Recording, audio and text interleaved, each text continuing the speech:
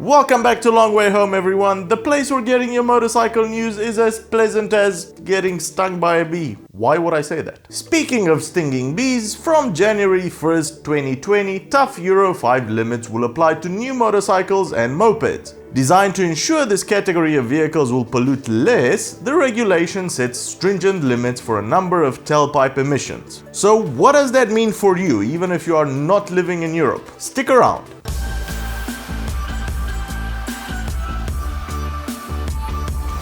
Get your motorbike news in a pleasant way. Hit that subscribe button and turn on your notifications so you don't miss the next episode.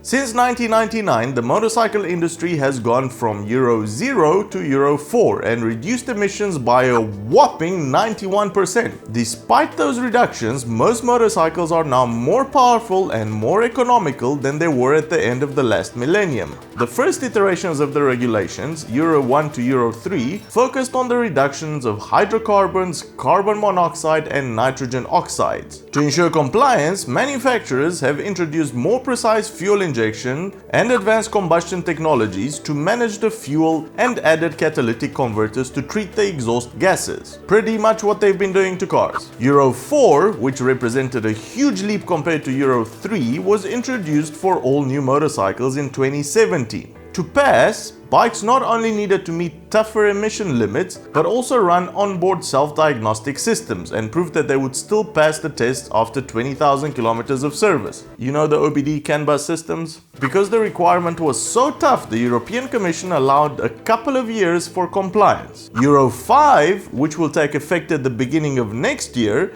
is even more strict in its requirements, cutting the limits. Well, of course it's more strict, it's not going to be less strict now, is it? Cutting the limits almost in half from Euro 4 standards. A more advanced onboard diagnostic system will be required, and finally the 20,000 kilometer limit will be no more.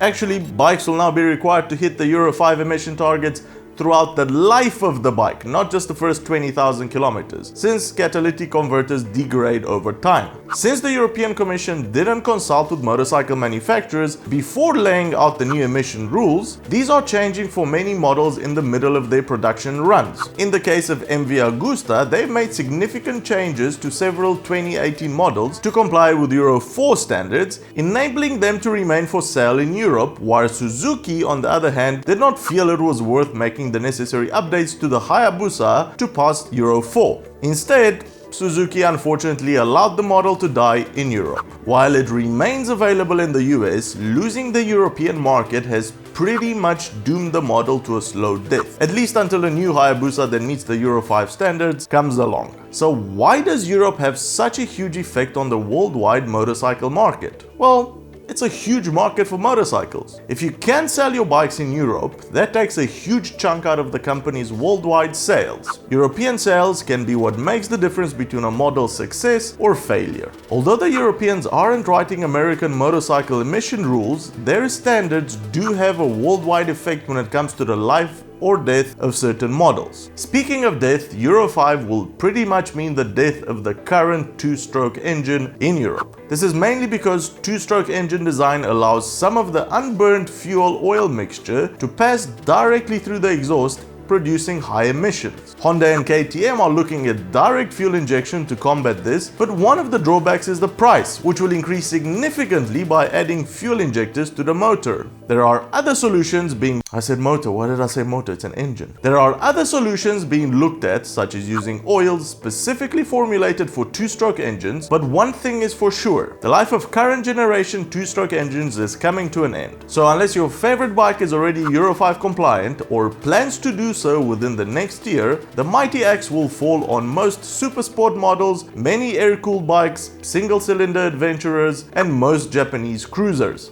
Let us know in the comments below if this impacts you in any way or form. Is your favorite bike getting the axe, or is it safe from the mighty pen of European legislation makers? Well, that's the show, everybody. If you've enjoyed it, give it a big thumbs up, and if you've learned something new, consider subscribing. You can also become a patron to help us make more of these videos. Cheers, and see you on the next one.